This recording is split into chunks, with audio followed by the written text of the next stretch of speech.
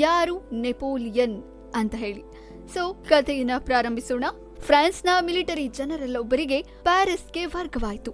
ಅವರಿಗೆ ರಾಷ್ಟ್ರೀಯ ಉದ್ಯಾನವನದ ಪಕ್ಕದಲ್ಲೇ ವಿಶಾಲವಾದ ಬಂಗಲೆಯನ್ನ ಗೊತ್ತು ಮಾಡಿದ್ರು.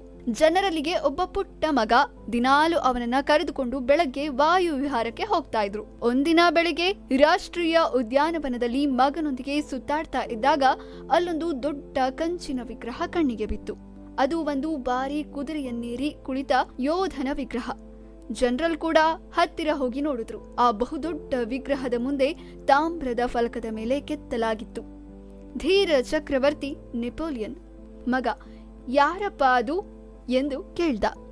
ಆಗ ಜನರಲ್ ಎದೆಯುಬ್ಬಿಸಿ ಹೇಳಿದ್ರು, ಅದು ನೆಪೋಲಿಯನ್ ಬೋನಾಪಾರ್ಟೆ. ಆತನಂತಹ ಬುದ್ಧಿವಂತ ಧೀರ ಜನರಲ್ನನ್ನ ಇದುವರೆಗೂ ಪ್ರಪಂಚ ಕಂಡೇ ಇಲ್ಲ. ಜನರಲ್ ಹೇಳುತ್ತಾ ಹೋದ. ಹುಡುಗ ಬೆರಗುಗಣ್ಣುಗಳಿಂದ ನೋಡುತ್ತಲೇ ಇದ್ದ. ಅಂದಿನಿಂದ ದಿನನಿತ್ಯ ತಂದೆ ಮಗ ಇಬ್ರಿಗೂ ವಾಕಿಂಗ್ ಈ ಉದ್ಯಾನವನದಲ್ಲೇ. ಮಗ ಉತ್ಸಾಹದಿಂದ ನೆಪೋಲಿಯನ್ ವಿಗ್ರಹಕ್ಕೆ 5 ಸುತ್ತು ಪ್ರದಕ್ಷಿಣೆ ಹಾಕ್ತಿದ್ದ. 2 ನಿಮಿಷ ಆ ವಿಗ್ರಹದ ಮುಂದೆ ನಿಂತು ಅದನ್ನೇ ತದೇಕ ಚಿತ್ತದಿಂದ ನೋಡ್ತಿದ್ದ. ಅದನ್ನ ನೋಡಿದ ಜನರಲ್ಗೆ ತುಂಬಾ ಸಮಾಧಾನವಾಗ್ತಿತ್ತು. ತನ್ನ ಮಗ ದಿನಾಲು ನೆಪೋಲಿಯನ್ನನ್ನ ಹಾಗೆ ಕಣ್ತುಂಬಿ ನೋಡಿ ಸಂತೋಷ ಪಡುವುದನ್ನ ಕಂಡಾಗ ಇದೊಂದು ಶುಭ ಚಿಹ್ನೆ. ನನ್ನ ಮಗನಿಗೂ ಬಹುಶಃ ಮಹಾನಾಯಕನಾಗುವ ಮನಸ್ಸು ಬರ್ತಿರ್ಬೇಕು. ಆದ್ರೂ ಒಂದಲ್ಲ ಒಂದಿನ ದೊಡ್ಡ ಜನರಲ್ ಆಗೇ ಆಗ್ತಾನೆ ಎಂದು ತೃಪ್ತಿ ಪಟ್ಟ. 1 ವರ್ಷ ಕಾಲ ಒಂದು ದಿನವೂ ತಪ್ಪದಂತೆ ಹುಡುಗ ಆ ವಿಗ್ರಹವನ್ನು ನೋಡುತ್ತಲೇ ಬಂದ. ಆಗ ಜನರಲ್ನಿಗೆ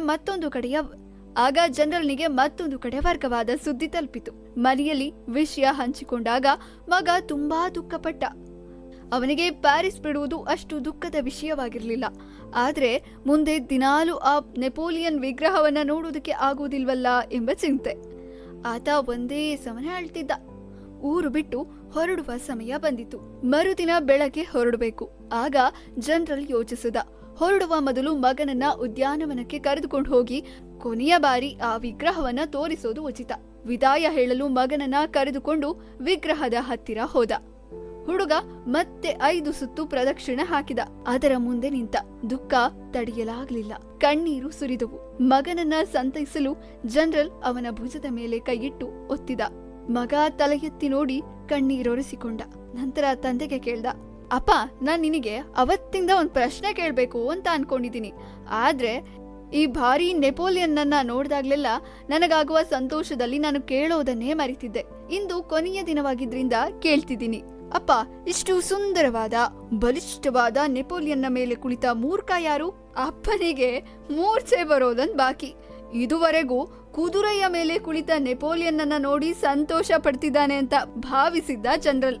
ಆದ್ರೆ ಮಗ ಮೆಚ್ಚಿದ್ದು ಕುದುರೆಯನ್ನ, ಮತ್ತೆ ಅದನ್ನೇ ನೆಪೋಲಿಯನ್ ಅಂತ ಹೇಳಿ ತಿಳ್ಕೊಂಡಿದ್ದು ಗೊತ್ತಾಯ್ತು. ಜಗತ್ತೇ ಹೀಗೆ. ನಾವೇನೋ ಹೇಳಿರ್ತೀವಿ, ಕೆಲವು ಜನ ಮತ್ತೇನೋ ಭಾವಿಸಿರ್ತಾರೆ. ನಾವು ಹೇಳಿದ್ದನ್ನೇ ಮಾಡಿದ್ದನ್ನೇ ಸರಿಯಾಗಿ ಅರ್ಥೈಸ್ಕೊಂಡಿದ್ದಾರೆ ಎಂದು ತೃಪ್ತಿ ಪಡುತ್ತೇವೆ. ಆದ್ರೆ ಜನ ತಮ್ಮ ಮೂಗಿನ ನೇರಕ್ಕೆ ಅರ್ಥವನ್ನ ಹೊಂದಿಸ್ಕೊಂಡಿರ್ತಾರೆ. ಎಷ್ಟು ಜನಕ್ಕೆಂದು ವಿವರಿಸಿ ಹೇಳೋಕಾಗುತ್ತೆ? ಯಾರಾದ್ರೂ ಸರಿಯಾದ ಅರ್ಥದಲ್ಲಿ ಗ್ರಹಿಸಿದ್ರೆ ಭಗವಂತನ ಕೃಪೆಯಿಂದ ತೃಪ್ತರಾಗಿರಿ. ಹಾಗಾಗ್ದಿದ್ರೆ ಅವರ ಹಣೆ ಬರ ಅಂತ ಸುಮ್ನೆ ಆಗಿ. ನಿಜ ಅಲ್ವಾ? ನಾವೇನೋ ಒಂದು ಹೇಳಿರ್ತೀವಿ, ಜನ ಇನ್ನೇನನ್ನೋ ಭಾವಿಸಿರ್ತಾರೆ. ಅಥವಾ ಯಾವುದೋ ನಾವು ಹೇಳಿರೋ ಅರ್ಧಂಬರ್ಧ ಮಾತುಗಳನ್ನೇ ಕೇಳಿಸ್ಕೊಂಡು ಅದಕ್ಕೆ ಒಗ್ಗರಣೆ ಹಾಕಿ ಮಾತಾಡ್ತಾ ಇರ್ತಾರೆ ಅಲ್ವಾ? ಸೊ ಹಾಗಾಗಿ ನಾವೇನ್ ಯೋಚಿಸಿದ್ದೀವಿ, ನಾವೇನ್ ಮಾಡ್ತಿದ್ದೀವಿ, ನಮ್ಮ ಉದ್ದೇಶ ಏನು ಅನ್ನೋದು ನಮಗೆ ಮಾತ್ರ ಗೊತ್ತಾಗತ್ತೆ ಹೊರತು ಬೇರೆ ಯಾರಿಗೂ ಕೂಡ ಗೊತ್ತಾಗೋದಿಲ್ಲ.